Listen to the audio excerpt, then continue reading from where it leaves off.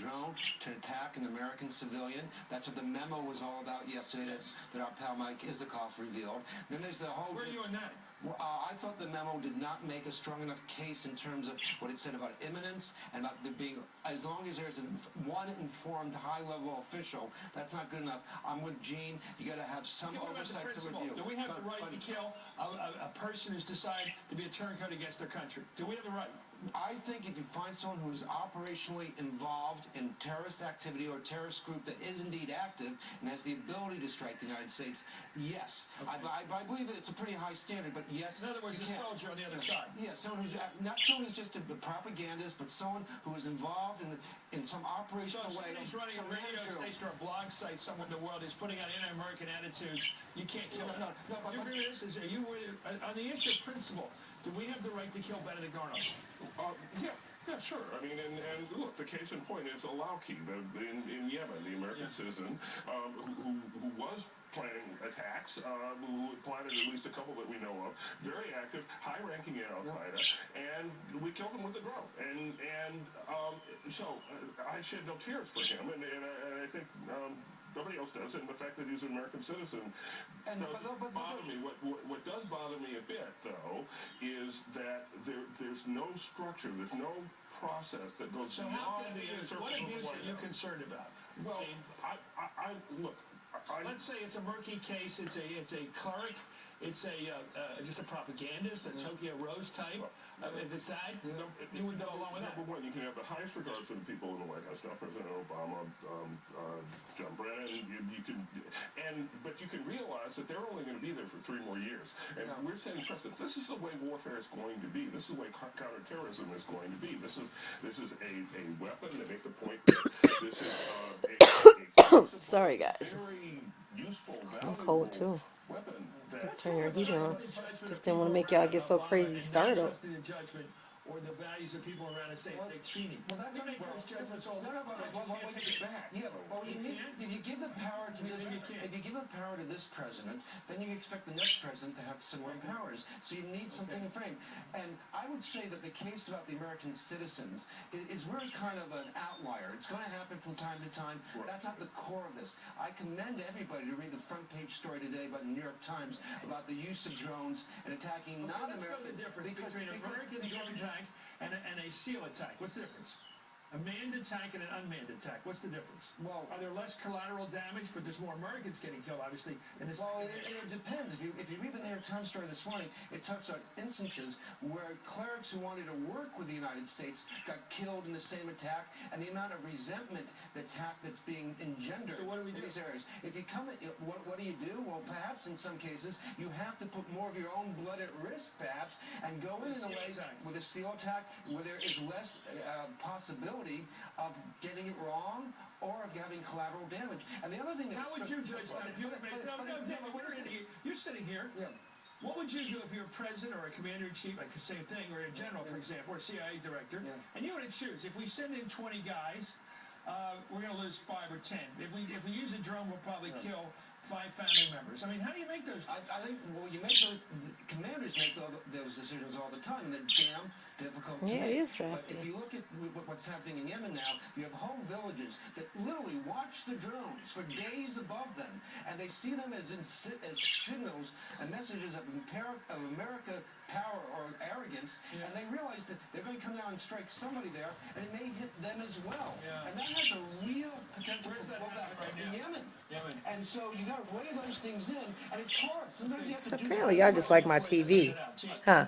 I'm somewhat less concerned about what has happened today than what's going to happen in the future. And I really think my issue is not so much that the decision was made to go after Al-Awlaki, who clearly... What should be the protocol? Well, I think what they do in the White House is fine, but I think there should be a court, something like the FISA court, which can, as a practical matter, it's going to rubber stamp most of what the White House wants to do. But in a police service, you're like going to a judge for a warrant. Yeah, there can be an outlier. There can be a case in which a dispassionate observer decides that, This is not necessarily right. This is too close a call. And I The other thing, like another. You would like to have a dialogue where somebody says, "Are you sure there's an actual terrorist plot at hand here? They're undertaking your something." intelligence. Would that be your standard? Well, you know, look, there's a whole discussion in the memo about imminence and what does imminence mean. And I get that imminence doesn't mean the hijackers are boarding the planes. Okay, it's way ahead of that. So there's some there's a benefit to having a FISA court too, because I know people worked on the FISA court, because it makes the people coming to the court to get. This is when you get wiretaps, secret wiretaps. It makes them do their job better. They have to meet certain standards. Okay, let's go. That's an important. Look, I like this. We're raising a lot of questions here. One of them is there an actual terror attack at hand here, afoot? Is it an American involved?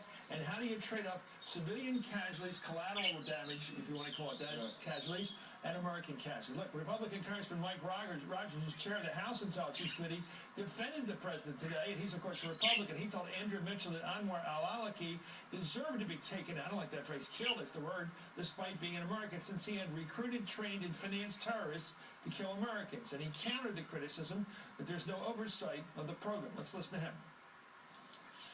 This is somebody who had said that he didn't want his U.S. citizenship anymore. He had officially joined Al-Qaeda. Al-Qaeda had declared war on the United States. What they were saying is once you've made that choice, you no longer get the protections that you would. I mean, if you join the enemy overseas, you join the enemy overseas, and we're going to fight the enemy overseas. We do have oversight into it. I knew about those operations, the targeting sets, all of that leading up to it, including very, very shortly thereafter, and I reviewed all of the airstrikes that we use under this title of the law.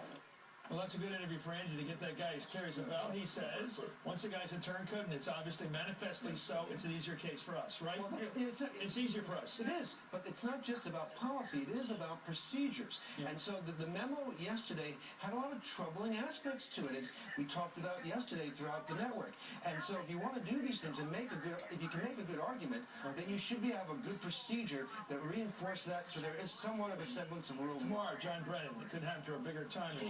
Is he going to hit on this a lot tomorrow in the hearings? Well, we hear a lot about this on the hearings. I don't necessarily think he'll get beat up that much, but people will ask questions that they ought to ask. He has talked about this publicly to the extent that he can't talk about it. There's one big issue, though. Described by people in the White House as in many ways a restraining. Well, I trust you running a FISA court. I would. I mean, I'm not sure just some judge is doing family court gets hauled. I want to know the person has tremendous sensitivity about what America needs for its defense and what we need to protect our Constitution. Yeah. Well, it's just having an ombudsman-like person who's overseeing this, who gets to say, you know what? Bring me better intelligence. Let's take a second look. Let's double check. And in some administrations, you can trust it perhaps more than in others. So it's good to have that independent look. I'd like to see a strong leash on Dick Cheney. I know you would. Thank you, smart thinking, good analysis, and you got a good briefing today, David Corn. You don't need a briefing. When we come back, the Republican Party's rebuilding year, like in a football team. We got Joe Scarborough joining us because he's been trying to do this I listened to him in the morning. He is strong.